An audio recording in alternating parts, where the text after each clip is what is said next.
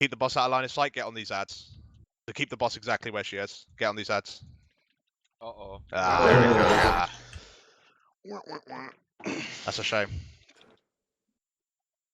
It could be.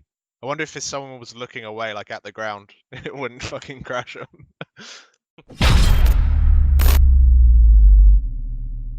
Ladies and gentlemen, the final boss is here. The queen stands before us. Queen Azshara, and the chains dropping down into the ocean in the background. Let's get the obvious out of the way. The art team, once again, just demonstrating their authority over the game. They haven't had much to play with inside the dungeon itself. I've got to be honest, like, considering the theme of this, the underwater palace, the capital city, all these big, grandiose things, they haven't really had much to play with inside. As I said, it looks very similar. I feel they had to fit a theme, so it does look very similar to the Nighthold, essentially, or the Tomb of Sargeras, more realistically. But here, at the last platform, they've got to have some fun with it. And they've taken a lot of inspiration from the Cataclysm dungeon, the Throne of Tides, in that we're in this giant bubble. We can see Queen Azshara lurking in the background. We can see these giant Unat-style creatures flying around. And we can see these mighty chains going down into the depths below, where no doubt a little N'Zoth is chilling and waiting for us. The whole thing does appear to be set up that killing Azshara, or whatever we do at the end of Azshara, releases N'Zoth.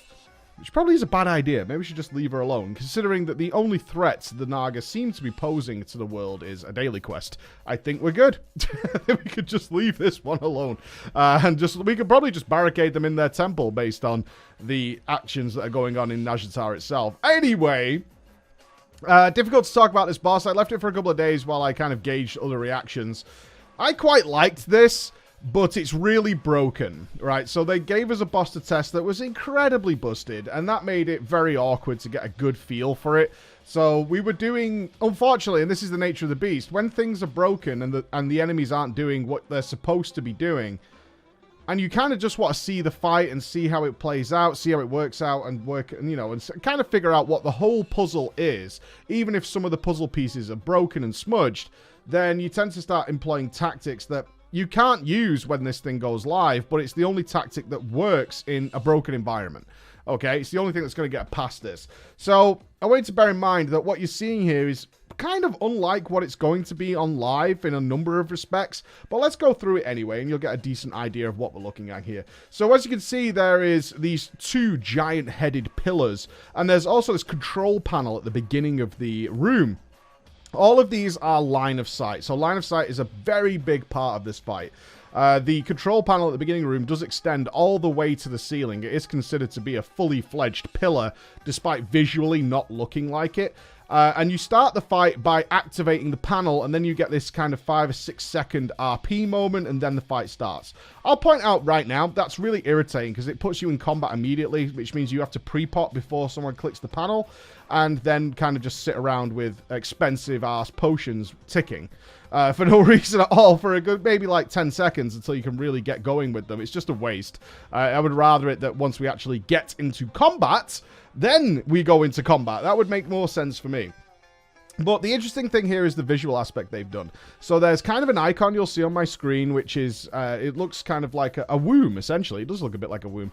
Where you can see these 3 power grids and then a central power pad in the room. And the idea is we have to charge these using our life. We have to give over our life to charge up these pads. So you'll literally go and stand on them, and you can see these notches, like these clockwork notches around the pads, and that's their charge. That's how charged they are. So standing on them will give you a debuff, reducing your max HP by 10% each time. If you do get the 10 stacks, you'll just be left at 1 HP. Pretty dangerous. And the idea is you cycle players onto these pads and charge them up. Now, if they don't have any charge, they'll start just AoEing the whole raid down. So this is something you want to manage. And throughout the fight, she's going to be spawning ads. And these ads have very special abilities to go to the pads. They'll focus their attention onto one of the pads, and then they'll drain the energy from them in order to try and kill you. That's generally the idea here. So you've got this power management, and this is going to continue throughout most of the fight in different ways. In fact, the central pad, the central power pad, can only be charged by Azshara and her minions. So you are going to be seeing the ads kill themselves on that platform, giving over their life in order to charge that platform and get that working. That was sort of not working as well, unfortunately. Like, we tried at one point just to let the ads just die on it and try and get them to charge it up, but it takes so goddamn long. It's obviously not tuned correctly. The idea, obviously, is to kill the ads before they get to kill themselves on top of the platform, but we just let them, and it gave, like, 2 charges, so we were trying to get it to work, but, yeah, it wasn't really happening. Unfortunate. A lot of stuff going on here. So, again, some of it's not working. So, for instance, the big Colossus ads that spawn to go and destroy the pads, in the Dungeon Journal, it says you're allowed to CC them once, which means you're allowed to, like, stun them once or something along those lines. So, before we even got into the raid, we mapped out that the rogue was going to do a stun. We are going to try a grip into a stun, and we weren't sure if grip was going to count as a CC of itself, but we were going to test that out. And then once they've been CC'd once, they then gain a buff. And this buff will prevent them from being CC'd again, meaning that they are going to run to that pad. So you have to be careful what CC you throw down. So we chose a rogue, obviously, for a very long single target stun. Sometimes it spawned and it couldn't be CC'd. Sometimes it could be endlessly CC'd, which meant that the way we're dealing with it in the video is unlikely to be how it's done on live. Again, it's one of those things that we just weren't sure what was causing it. Was there a passive slow going on? We tried to figure that out. Is it an aura from a player that's slowing it, making it immediately CCable? But then later on, we were just like chain stunning it and gripping it multiple times, and it was fine. It wasn't doing anything. But that's the idea of the fight. She's also going to mind control you, and this kind of isn't working as well. So she'll mind control you, and these runes appear on the floor. And essentially, she's going to mind control you and force your character to run towards these runes. Should your character hit the rune, you're going to be embodied into a bubble. And that bubble can be... Currently, you can just grip people out of it, so it's not a big deal. But it looks like you're supposed to DPS the bubbles down. They do get a health bar, but as I said, right now, you can just grip people out of it, and it's not a big deal. But this kept breaking randomly. We were trying tremor totems and all sorts of things like that, but no, like I got mind controlled several times, and I would be mind controlled, start walking, then I would have my and then I would be freed up to run wherever I wanted to, and then it would re-mind control me and then kind of break because the timer had run out. It was a very strange thing. What it appears to be happening, and this is something that's going to play a big part into one of the more difficult parts of this fight, which I'm sure some of you aren't going to like at all, is that she seemed to be mind controlling several people, but only having a couple of runes for them to go to. So she would mind control, say, 4 people, but there's only 2 runes. So like 2 people are going towards 1 rune. Should one of the players hit that rune, that freed the other one up, and then the game was kind of looking for a different rune for you to go to, and then it would go, oh, okay, you can go to this one over here. So then it was kind of like freeing you up and moving out. It felt very janky. It wasn't obviously the way it was supposed to be working. Let's talk about this intermission, though, because this is the thing that's really going to be a hell of a thing in this fight. This intermission is pretty wacky. So what happens is that Azshara isn't actually part of the fight at the beginning. You're fighting her 2 ads, which are kind of interesting, by the way. These 2 ads will yell, and that means that they either need to face each other or they need to face away from each other. So you'll see them say things like, "You look into my eyes," and that means that both the tanks have to face the enemies towards each other, right? So that's a kind of a cool mechanic with these Serranus and Atheniel's mechanics. The unfortunate side effect of that is each of them have some sort of mechanic which forces them to turn. So Athaniel, for example, will keep channeling a chain lightning at a certain player. Now that is interruptible, but the other one, Serranil, will throw a spear at somebody, and that spear will travel through anybody else. So that person who gets targeted by the spear needs to move to an area where the spear will not hit anybody else. That forces the Cyclonus, or whatever he's called, to move in a direction, which makes it really awkward when they're saying, "You must look at me." Now I'm going to look over here, and you can't really control that. And you're like, oh, God, I've got to run the boss. And then the tanks just die. The tanks just die when that happens. Again, it's probably an overlap that's not really supposed to happen. Yet it was something that was happening. So that is the thing that you want to bear in mind while this fight's going on. This intermission then. So when we go into the intermission, before Queen Azshara comes down, I like the idea of this. Again, thematically, it makes a lot of sense, is that Azshara is going to command you to do certain things. And if you don't do it, she punishes you quite severely. Again, this whole theme, and Najatar is a big example of this as well, is Queen Azshara wants you here. She's happy that you're here.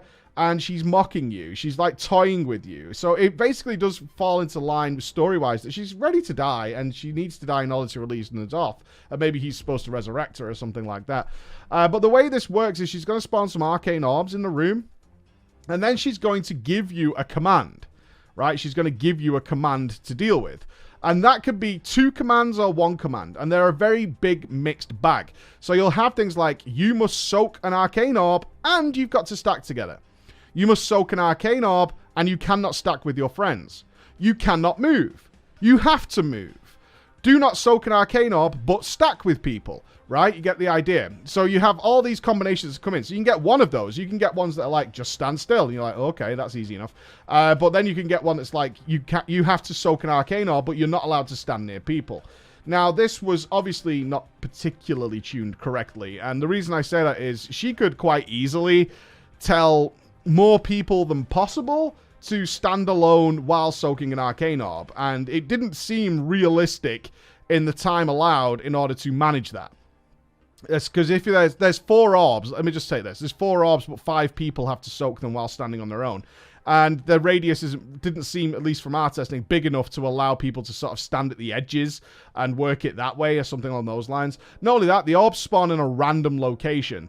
And you get punished, you get a stacking dot on you. I think it's called, it's either judgment or something like that, or you're a failure. It's some sort of mockery. But it starts stacking immediately if you're not doing what she's told you to do. So when you have quite a long sentence to read, obviously you can get weak auras to sort of give you the message straight away as to what you're supposed to be doing. So it'll say like, don't soak and stack, right? You'll get something along those lines. But you have to respond immediately. So the best realistic tactic we could come up with was having the orb spawn. The raid leader immediately puts a world marker down to say that's the one that you soak and stack in. And next to that is where you don't soak and stack, right? So that's the response you had to get. So you had to sort of read your message very, very quickly, respond immediately, and then see where the world marker was and work around that. Now, that doesn't sound very difficult, but it takes very little to screw this up. And honestly, the damage is very intense as this thing mounts up. So there's no leeway. From what we could tell, there's absolutely no leeway in making this work, which means that it's a little awkward, honestly. I mean, our guys were managing it fine. We had a weak aura set up for it and all that kind of stuff. But there's no real grace period. And sometimes you could just get screwed. Like, we realistically thought that with the current tuning, if you got soak an orb and stand alone, you basically had to prioritize the healers and prioritize the healers over anyone else, and the tanks, because I believe the tanks do get this as well. And if you just had no orbs, because it would put out more debuffs than there are orbs, you're just dead, and that's the way it's got to go. Rather than kill other people, that's the better choice. It's just to suicide your character. So a hell of a lot of decisions to be making really, really quickly. It seemed a little overtuned for heroic. I wouldn't expect it to be needed this level of response that quickly, but it's also entirely possible the scaling was off, and with the amount of players we had, which I think eventually got down, we started to think about 25, and then ultimately ended up with about 13 due to the disconnects that I'll talk about in a second. It probably should spawn more arcane orbs. Like, it's probably supposed to spawn a lot more. It just isn't right now, but I can't tell you that for sure. That's the thing about it. The other thing that goes on after that intermission then, you've got these ads that want to sacrifice themselves. Sometimes they were CCable. They're supposed to be CCable, at least the smaller ones are. Sometimes it just wouldn't work, so you can see I was typhooning them sometimes, and then other times they just walked through the typhoon and they weren't really interested. So they weren't working correctly either. And that led to a couple of issues where if those ads all reached the platform at the same time, they would all cast their spell simultaneously, and that would crash the game. So that was the scenario we're dealing with Queen Azshara. So I don't really want to go too much further into it, because there's not much point. It was just a bit of a hodgepodge of a fight. There's all sorts of explosions going on with her energy bar where you need to line of sight her. There are a few more mechanics that I could talk about, but again, the fight was kind of so janky and messing around with it. It's hard to gauge an impression, and I would like to tell you whether this is a wonderful fight or not. That's obviously why I'm here. Is this a great ending to the Eternal Palace raid? And I would genuinely like to tell you whether it is or not, and I can't. I can tell you that the raid night was pretty frustrating for our raiders, because it was just, we were constantly having to rework how the fight worked based on what the fight decided to do. We were constantly having to mess around with it and see what's wrong with it. How do we fix what's wrong with it this time? And it led to a kind of frustrating experience. And Blizzard, for some reason, I think they knew, obviously, that it had a lot of problems. Typically, they give you an hour in order to test the bosses. They left this up for way over 2 hours, which was really unexpected, certainly for a Friday night. I mean, we had several raiders who had people waiting for them, like, to go out. So they were like, look, I've got to go. Like, my friends have been waiting for an extra hour while we've been doing this. So it's an odd one. I felt it's potentially quite a good fight. I felt it's got potential. There's a lot here to do. There was a very mixed reaction from some other people. Like, it's just got so many little fiddly moving parts that aren't that interesting. There's obviously a return here to soaking. Line of sight is really irritating in a lot of cases. So there are a couple of pads that the ad that comes down to smash the pads, he can randomly choose which pad he wants to go to. 2 out of the 3 pads are no problem. If he should decide to go to the pad at the back that you really don't want to be near in any way for most of the fight, from what we could tell, it was just super irritating because you just were out of line of sight. It just made the entire raid and the tanks all move to a really awkward spot. But again, part of that was because we couldn't CC it. So if it was un-CCable and it just started charging around the room, there ain't much we could do about that. Right now, I'm going to say that Blizzard's going to allow us to test this again. I think many of you will look at this fight and go, ugh, it looks real messy. It needs cleaning up. It really needs cleaning up, and obviously it needs some bug fixing doing to it, and then maybe we'll see something really cool come out of this. Because, as I said earlier in the video, like, the theme of this is really nice. I like the idea that Azshara's in command, and she's toying with us. That's the whole point of this fight. She's just messing around with us, and she's probably, like, excited to die. She probably wants us to die. So she's just come up with ways of just annoying us as players. I don't think annoying us as players needs to translate into the gameplay that much. Like, line of sight is annoying. Being, like, you can have things like don't move spawn on you while an arcane orb's moving, so you unnecessarily take quite a large amount of damage.